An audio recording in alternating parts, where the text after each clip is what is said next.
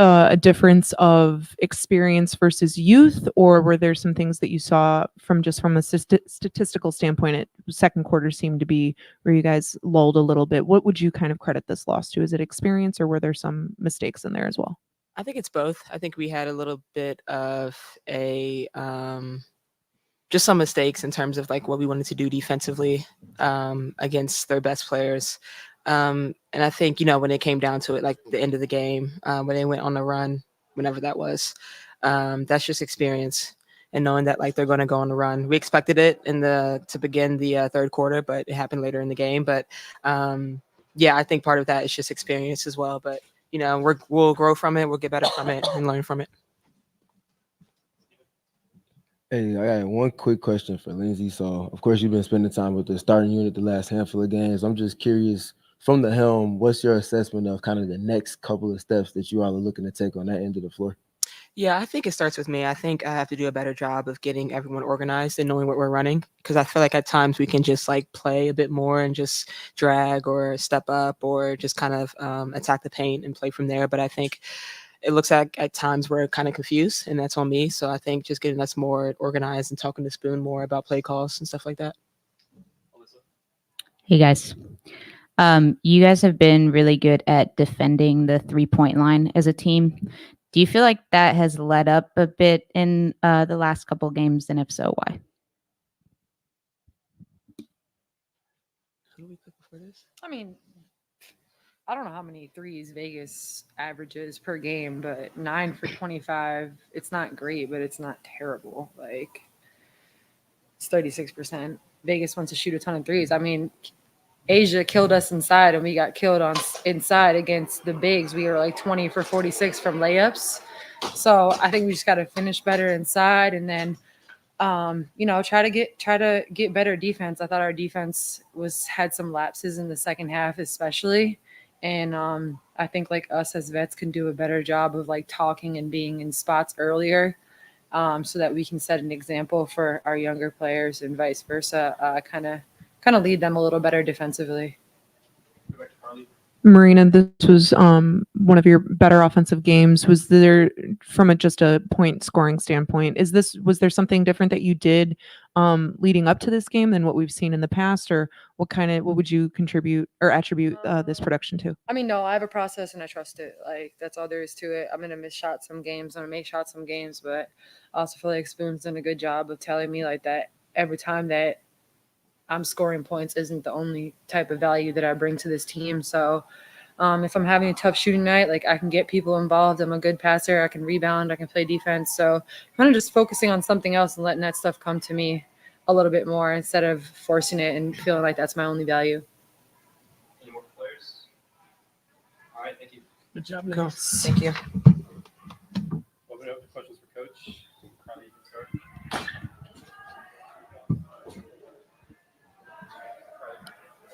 Hey, Coach.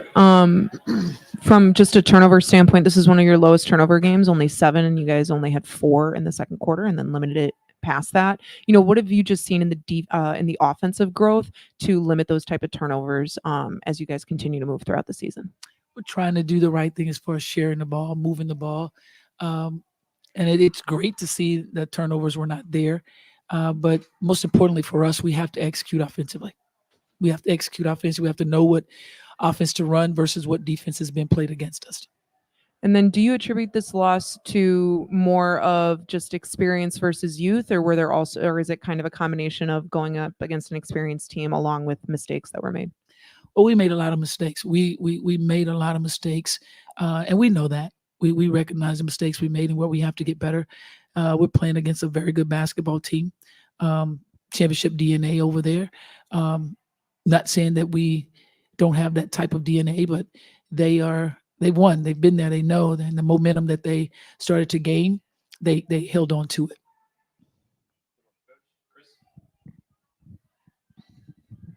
Teresa, how would you assess Angel's game against Asia? Obviously, that's a tough challenge, but now just seeing it in person, how would you assess how she did today? Well, she's fine. She's I've said this numerous times. She's played against some incredibly talented post players in this league, veterans who understand this game very well, savvy, super smart, super intelligent, know where they want to go, where they want to get to, how they want to get there, and they're the focal point of their offense. So she's about the challenge. She's definitely about the challenge, and it's only going to make her better. It's only going to make her better because she's willing to guard the best post player she possibly can. It's going to make her much better down the stretch.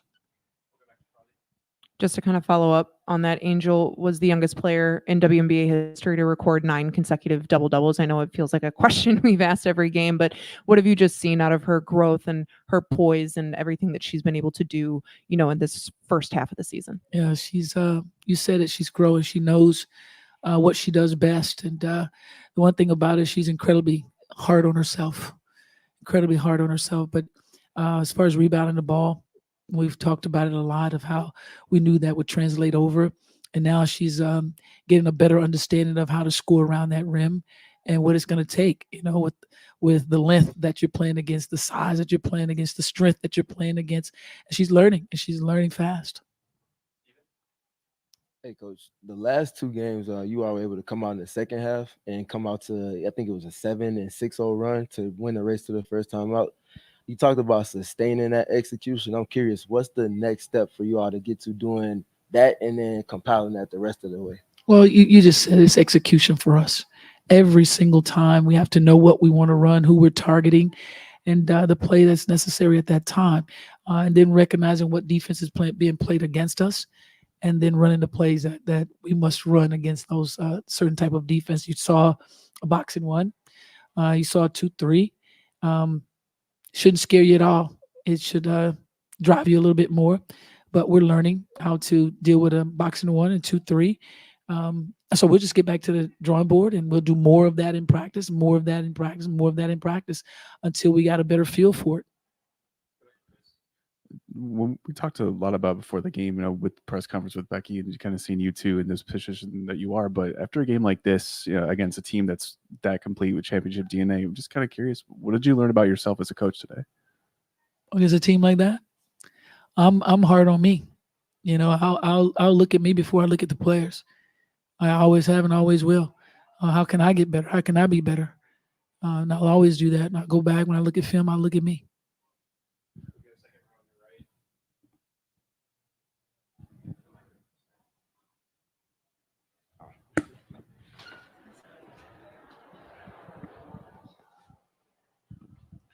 Coach Kennedy obviously plays with a level of passion that's, sometimes right on the edge. Where have you seen her grow in terms of managing the emotional side of it without losing any of the fire that she needs, that you all need from her?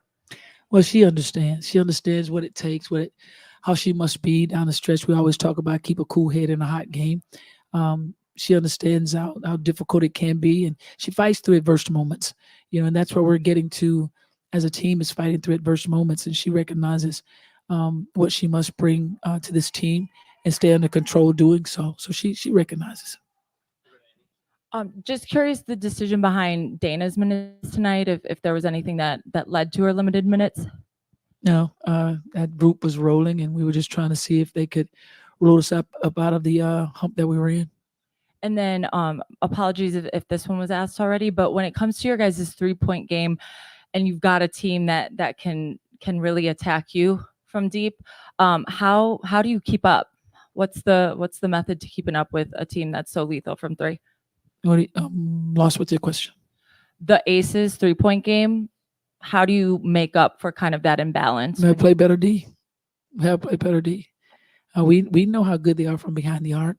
That's what they do, and they have a hell of a post player on a block who demands a lot of attention. So we have to be better covering the 3-point line. That's just plain and simple. There's no crazy explanation. We just have to be better covering the arc, and a lot of times we are. And against this team, you have to be very, very smart for 40 minutes of basketball, because that's a team who's very experienced playing together. Ball moves, so you have to be very, very smart defensive, great one-on-one defenders, and then collectively getting it done. We talked a little bit about it, how some player, you choose to have some players be in because of the flow of the game, how the game is being dictated by lineups that you have. How do you go about kind of feeling that the flow of the game and kind of deciding those players? And is there a method behind that to you, or does it just come to you? No, it's no method. It's no method at all. It's just what you see. and what you see as far as the flow of the game and how that group might be flowing. And you want to kind of flow with it as best as possible. Hey, Coach, you've talked about how your team is looking to continue to adapt in the half court based off of how teams are guarding you. Just feels like they've been loading up in the gaps a little bit more lately. How have you seen you all kind of adjust and counterpunch to what you've been seeing there? We have to make major adjustments to that. I think every one of you saw that we must be better versus a zone. Must be much better versus a zone. And I think we will get there. We'll take a look at the film and see where we are, how we could have attacked the zone, and we'll get there. We'll definitely get there. I'll put that on me. We'll work even harder versus the zone. So we're comfortable. I want us all to be comfortable in what we do. Appreciate it.